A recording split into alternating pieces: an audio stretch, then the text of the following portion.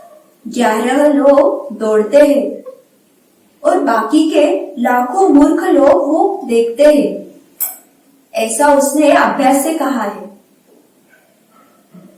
और हम भी क्या करते हैं, तो इसी क्रिकेट को देखने में आजकल हम देखते हैं ना, छोटे बच्चों से लेकर बड़ों तक सारे उस क्रिकेट के लिए तरसते हैं।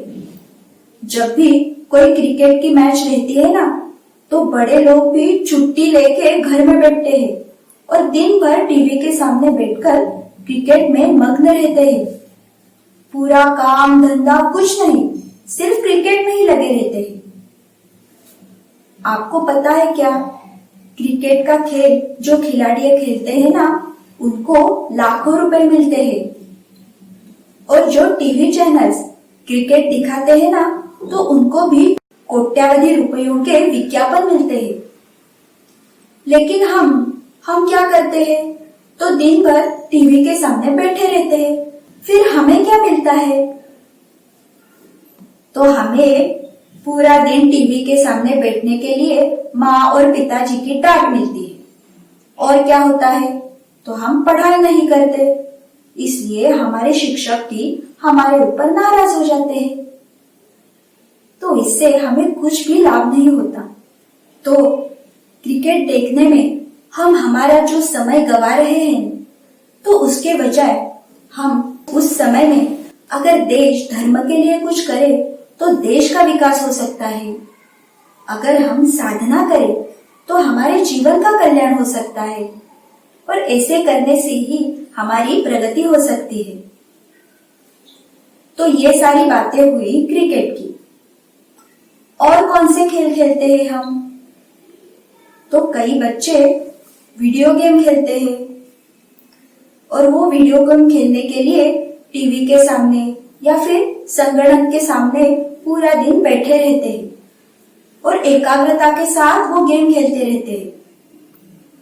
उससे क्या होता है, तो दिन भर या लगातार वीडियो गेम खेलने से हमारे आंखों में दर्द होता है, हमारा सिर भी भारी होता है और उसके साथ ही बच्चों में चिड़चिड़ापन, गुस्सा करना, ये सारे दोष भी उत्पन्न होते हैं।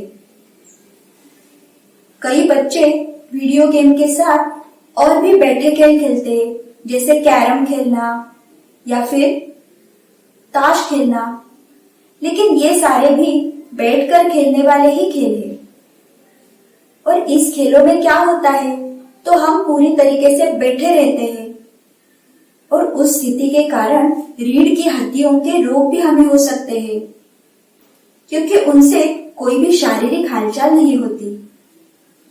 और जब इन सारे खेलों में हम जीतते हैं ना, तो हमें थोड़ी देर के लिए बहुत अच्छा लगता है, आनंद मिलता है।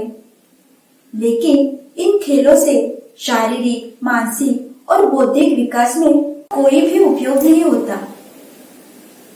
तो क्यों ना हम कोई अच्छे खेल खेलें, व्यायाम कर सकते हैं, स्तोत्र बोल सकते हैं, ताकि हमारा जो समय है वो अच्छे कारणों में व्यतीत हो जाए। तो बच्चों, आपको समझ में आ रहा है ना कि हमें कौन से खेल खेलने चाहिए।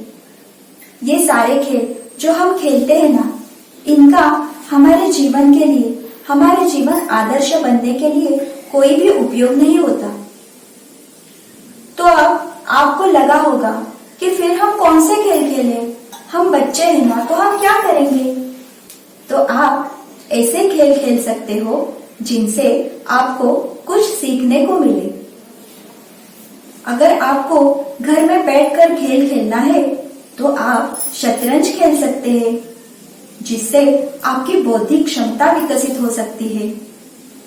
अगर आपको मैदानी खेल खेलने हैं, तो आप कबड्डी, खो खो ऐसे भारतीय खेल खेल सकते हैं, जिससे आपकी शारीरिक क्षमता बढ़ सकती है।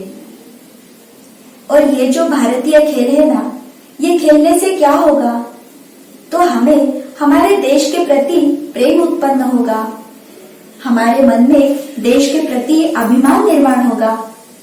तो इसलिए हम आज से ये जो भारतीय खेल है, तो वही हम खेलेंगे। और वैसे भी बच्चों, आज हम हमारे भारत देश की और हिंदू धर्म की जो भी बुरी अवस्था देख रहे हैं ना, तो इस समय में खेल खेलना वैसे भी उचित नहीं है। उसके बजाय हम अपना जो समय है ना, वो अच्छे काम में व्यतीत कर सकते हैं। जैसे मैंने पहले भी बताया कि हम पढ़ाई कर सकते हैं। बाद में जो महान क्रांतिकारी है, हमारे देवी देवता है, उनके चरित्र का अभ्यास कर सकते हैं, व्यायाम कर सकते हैं, नाम जप कर सकते हैं और उसके साथ ही राष्ट्र और धर्म के लिए कुछ तो सेवा कर सकते हैं। तो इससे हमारा जो समय है ना, वो अच्छे कामों में व्यतीत हो जाएगा। हमारे इतिहास में लोकमान्य तिलक जी, स्वातंत्र्यवीर सावरकर जी, इनको आपने देखा है ना, इन्होंने कितना महान कार्य किया है। लेकिन इसके लिए बचपन से ही उन्होंने प्रयास किया था। बचपन में उन्होंने अपना जो समय है वो खेल कूद में ऐसे व्यर्थ नहीं गवाया था। तो ऐसे ही स्वातंत्र्यवीर सावरकर थे ना, तो उनके बारे में क्या घटना हुई थी ना, वो हम देखेंगे। तो सावरकर जी अंडमान के कारागृह में थे। उस समय वो बहुत ही गंभीर रीत्या बीमार हो गए थे।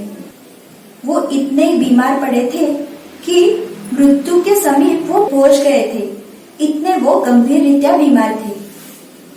लेकिन ऐसी स्थिति में भी उन्हें वहां पे एक कविता सूझी। उस कविता में उन्होंने लिखा था, आज तक मैंने मेरा सर्व समय अच्छे कार्य में व्यतीत किया है। मैंने मेरा हर एक क्षण कर्तव्य पूर्ति के लिए उपयोग में लाया है। इसलिए मेरे सामने अभी मृत्यु भी है, तभी मुझे उसका कोई दुख नहीं है। तो बच्चों, सावरकर जी ने जिस निष्ठा से और जिस धीरता से ये जो हमें उत्तर दिया है, ये जो हमें बताया है ना, वैसे अगर हमें भी बड़े होकर बोलना है तो अभी से हम हमारा समय है वो अच्छे कार्य में लगाएंगे, हमारा समय व्यर्थ नहीं गवाएंगे। सभी बच्चे ऐसे करेंगे ना? चलो बाल मित्रों, अब हम आगे की ओर जाएंगे। अब संस्कार वर्ग में क्या रहता है? तो अब हम स्तोत्र सुनने वाले हैं। तो आज भी हम श्री गणपति अथर्वशीर्ष ये स्तोत्र सुनने वाले हैं। सभी बच्चों ने श्री गणपति अथर्वशीर्ष की पुस्तिका अपने पास लाई है ना? तो आप उसमें देखकर ये स्तोत्र कहेंगे। स्थिरता से बैठेंगे, अपने हाथ जोड़ेंगे और वो उस पुस्तिका में देख देख के फिर स्तोत्र कहेंगे। चलेगा ना? चलो फिर अब हम स्तोत्र आरंभ करेंगे। ओम भद्रं कर्णेभिः शृणुयाम देवा भद्रं पश्येमाक्षभिर्यजत्राः स्थिरैरङ्गैस्तुष्टुवांसस्तनूभिर्व्यशेम देवहितं यदायुः। ॐ स्वस्ति न इन्द्रो वृद्धश्रवाः स्वस्ति नः पूषा विश्ववेदाः स्वस्ति नस्तार्क्ष्यो अरिष्टनेमिः स्वस्ति नो बृहस्पतिर्दधातु। ॐ सहना भवतु सहनौ भुनक्तु सह वीर्यं करवावहै तेजस्विनावधीतमस्तु मा विद्विषावहै।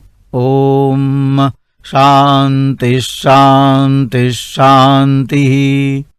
ॐ नमस्ते गणपतये त्वमेव प्रत्यक्षं तत्त्वमसि त्वमेव केवलं कर्तासि त्वमेव केवलं धर्तासि त्वमेव केवलं हर्तासि त्वमेव सर्वं खल्विदं ब्रह्मासि त्वं साक्षादात्मासि नित्यं ऋतं वचमि सत्यं वचमि अवत्वं माम् अववक्तारम् अवश्रोतारम् अवदातारम् अवधातारम् अवानूचानमवशिष्यम् अवपश्चात्तात् अवपुरस्तात् अवोत्तरात्तात् अवदक्षिणात्तात् अवचोर्ध्वात्तात् अवाधरात्तात् सर्वतो मां पाहि पाहि समन्तात्। त्वं वाङ्मयस्त्वं चिन्मयः त्वमानन्दमयस्त्वं ब्रह्ममयः त्वं सच्चिदानन्दाद्वितीयोऽसि त्वं प्रत्यक्षं ब्रह्मासि त्वं ज्ञानमयो विज्ञानमयोऽसि सर्वं जगदिदं त्वत्तो जायते सर्वं जगदिदं त्वत्तस्तिष्ठति सर्वं जगदिदं त्वयि लयमेष्यति सर्वं जगदिदं त्वयि प्रत्येति। त्वं भूमिरापो नलो निलो नभः त्वं चत्वारि वाक्पदानि त्वं गुणत्रयातीतः त्वं देहत्रयातीतः त्वं कालत्रयातीतः त्वं मूलाधारस्थितोऽसि नित्यं त्वं शक्तित्रयात्मकः त्वां योगिनो ध्यायन्ति नित्यं त्वं ब्रह्मा त्वं विष्णुस्त्वं रुद्रस्त्वमिन्द्रस्त्वमग्निस्त्वं वायुस्त्वं सूर्यस्त्वं चन्द्रमास्त्वं ब्रह्मभूर्भुवस्वरोम् गणादिं पूर्वमुच्चार्य वर्णादिं तदनन्तरम् अनुस्वारः परतरः अर्धेन्दुलसितं तारेण रुद्धम् एतत्तव मनुस्वरूपं गकारः पूर्वरूपम् अकारो मध्यमरूपम् अनुस्वारश्चान्त्यरूपम् बिन्दुरुत्तररूपम् नादः सन्धानम् संहिताः सन्धिः सैषा गणेशविद्या गणकऋषिः निचरुद्गायत्री छन्दः गणपतिर्देवता। ॐ गं गणपतये नमः। एकदन्ताय विद्महे वक्रतुण्डाय धीमहि तन्नो दन्तिः प्रचोदयात्। एकदन्तं चतुर्हस्तं पाशमङ्कुशधारिणं रदं च वरदं हस्तैर्बिभ्राणं मूषकध्वजं रक्तं लम्बोदरं शूर्पकर्णकं रक्तवाससं रक्तगन्धानुलिप्ताङ्गं रक्तपुष्पैः सुपूजितं भक्तानुकम्पिनं देवं जगत्कारणमच्युतम् आविर्भूतं च सृष्ट्यादौ प्रकृतेः पुरुषात् परम् एवं ध्यायति यो नित्यं स योगी योगिनां वरः। नमो व्रातपतये नमो गणपतये नमः प्रमथपतये नमस्ते अस्तु लम्बोदरायैकदन्ताय विघ्ननाशिने शिवसुताय श्रीवरदमूर्तये नमः। ॐ एतदथर्वशीर्षंयोधीते सब्रह्मभूयाय कल्पते स सर्वविघ्नैर्न बाध्यते स सर्वतः सुखमेधते स पञ्चमहापापात् प्रमुच्यते सायमधीयानो दिवसकृतं पापन्नाशयति प्रातरधीयानो रात्रिकृतं पापन्नाशयति सायं प्रातः प्रयुञ्जानो अपापो भवति सर्वत्राधीयानोपविघ्नो भवति धर्मार्थकाममोक्षं च विन्दति। इदमथर्वशीर्षमशिष्याय न देयं यो यदि मोहाद्दास्यति स पापीयान् भवति सहस्रावर्तनात्। यय्यं काममधीते तन्तमनेन साधयेत अनेन गणपतिमभिषिञ्चति स वाग्मी भवति चतुर्थ्या मनश्नं जपति स विद्यावान् भवति इत्यथर्वणवाक्यम्। ब्रह्माद्यावरणं विद्यात् न बिभेति कदाचनेति यो दूर्वाङ्कुरैर्यजति स वैश्रवणोपमो भवति यो लाजैर्यजति स यशोवान् भवति स मेधावान् भवति यो मोदकसहस्रेण यजति स वाञ्छितफलमवाप्नोति यः साज्यसमिद्भिर्यजति स सर्वं लभते स सर्वं लभते। अष्टौ ब्राह्मणान् सम्यग्राहयित्वा सूर्यवर्चस्वी भवति सूर्यग्रहे महानद्यां प्रतिमासन्निधौ वा जप्त्वा सिद्धमन्त्रो भवति। महाविघ्नात् प्रमुच्यते, महादोषात् प्रमुच्यते, महापापात् प्रमुच्यते। ससर्वविद् भवति, ससर्वविद् भवति य एवं वेद इत्युपनिषत्। ॐ भद्रं कर्णेभिः शृणुयाम देवा, भद्रं पश्येमाक्षभिर्यजत्राः। स्थिरैरङ्गैस्तुष्टुवांसस्तनूभिर्व्यशेम देवहितं यदायुः। ॐ स्वस्ति न इन्द्रो वृद्धश्रवाः, स्वस्ति नः पूषा विश्ववेदाः, स्वस्ति नस्तार्क्ष्यो अरिष्टनेमिः, स्वस्ति नो बृहस्पतिर्दधातु। ॐ सहना भवतु, सहनौ भुनक्तु, सह वीर्यं करवावहै, तेजस्विनावधीतमस्तु मा विद्विषावहै। ॐ शान्ति शान्ति शान्तिः। बच्चों, ये जो सारे स्तोत्र है ना, तो ये ऋषि मुनियों की बहुत बड़ी देन है हमको। और ये सारे स्तोत्र ऋषि मुनियों ने लिखे हैं। इसके कारण इन स्तोत्रों में चैतन्य भी रहता है और उसका हमें लाभ होता है। तो आप घर पर भी ये स्तोत्र बोल सकते हैं। तो आज के इस संस्कार वर्ग में हमने क्या क्या सीखा? पहले हमने वक्रतुंड महाकाय ये श्लोक सीखा। उसके बाद हमने आज छत्रपति शिवाजी महाराज की गुरु भक्ति और पराक्रम इसकी एक बहुत ही अच्छी कथा सुनी। बाद में हमने श्री गणेश जी का नाम जप किया और फिर हमें कौन से खेल खेलने चाहिए और कौन से नहीं खेलने चाहिए ये भी हमने देखा। और अभी गणपति का अथर्वशीर्ष हमने सुना। तो ये सारी चीजें हमें भगवान की कृपा से मिली है।